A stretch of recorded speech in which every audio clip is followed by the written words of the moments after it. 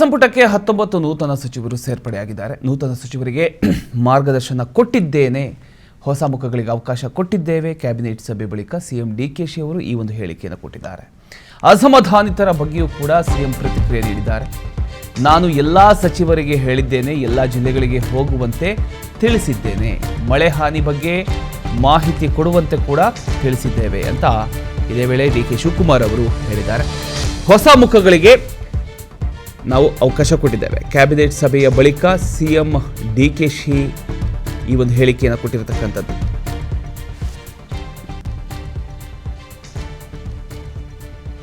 Doctor Parameshwar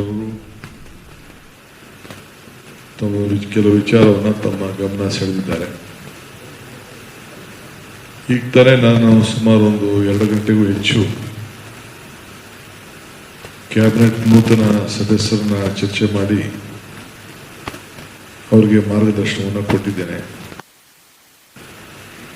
ಇವತ್ತು ಸುಮಾರು 19 ಜನ ಹೊಸದಾಗಿ ಸೇರ್ಪಡೆ, ಹೊಸ ಮುಖಕ್ಕೆ ಅವಕಾಶಗಳನ್ನು ಕೊಟ್ಟಿದ್ದೇವೆ. ಹಿರಿಯವರೆಲ್ಲ ಇದ್ದರು, ಆದರೆ ನಾನು ಪರಮೇಶ್ವರರೆಲ್ಲ ಬಹಳ ಚಿಕ್ಕ ವಯಸ್ಸಿನಲ್ಲೇ ಫಸ್ಟ್ ಟೈಮೇ ನಾವು ಮೊದಲನೇ ಬಾರಿಗೆನೆ ಶಾಸಕರಾದವರು, ನಾವು ಮಂತ್ರಿ ಆದವರು ಇಲ್ಲಿದ್ದೀವಿ. ನಾವು ಕೆಲವು ಸಂದರ್ಭದಲ್ಲಿ ನಮ್ಮನ್ನ ಇಟ್ಕೊಂಡಿದ್ದಾರೆ, ಕೆಲವು ಸಂದರ್ಭ